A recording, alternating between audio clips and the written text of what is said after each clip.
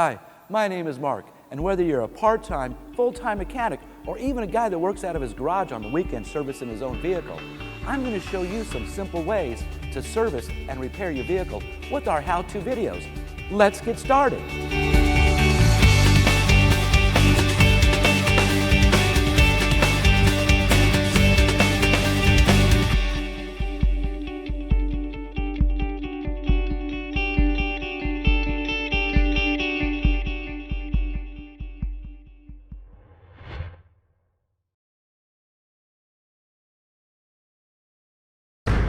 Our service vehicle is a 2005 Toyota Tacoma with a 4.0 engine, manual transmission, and it's four-wheel drive.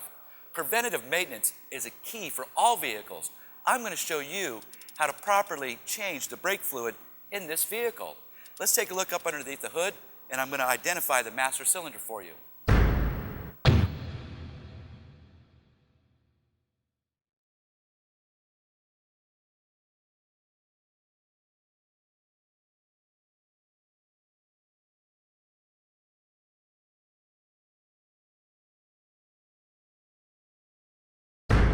On this particular vehicle, our master cylinder and our clutch slave share the same reservoir.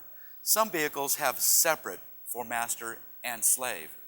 One of the first things we're going to want to do here is actually wipe the surrounding area of all this dirt and debris so it doesn't go into our master cylinder clutch slave assemblies.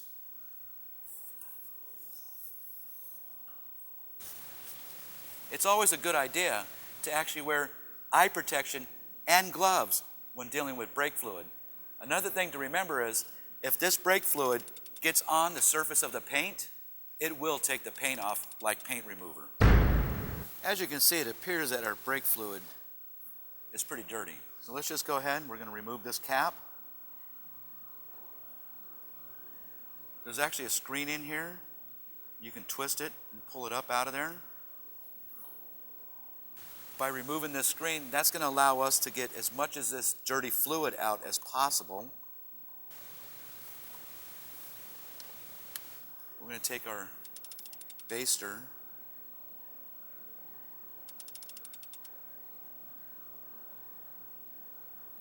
we want to be careful not to drip on the paint.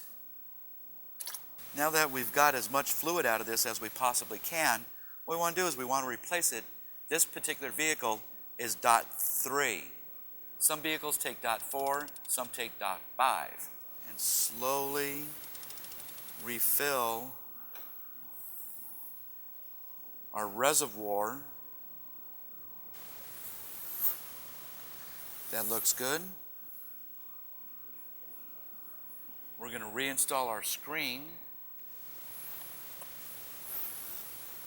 And you can also see sometimes on the cap, the recommendations, this one's .3.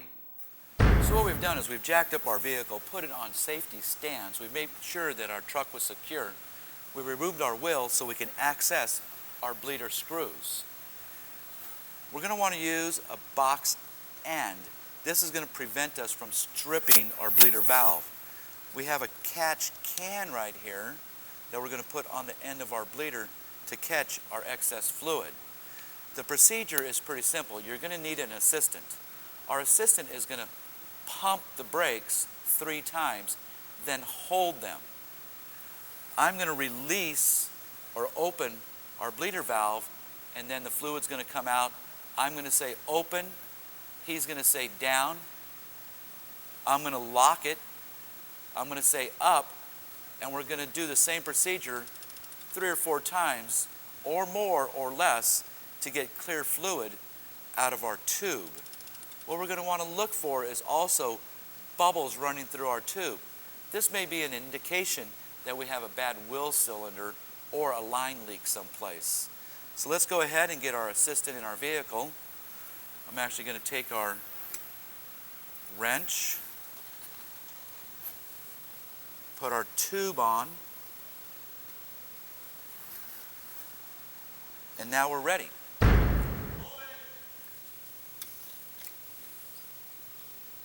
Open, locked,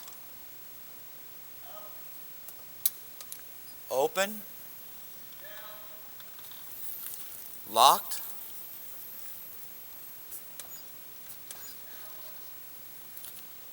Locked. So there we have some clear fluid coming out. What we're going to do is we're going to go over to the other side. We always start with our right rear, right front, left front. So we're going to do the same thing on the opposite side, and then I'll show you how to do the front. So we're on our last caliper right now. We've bled everything out. Everything looks pretty clean.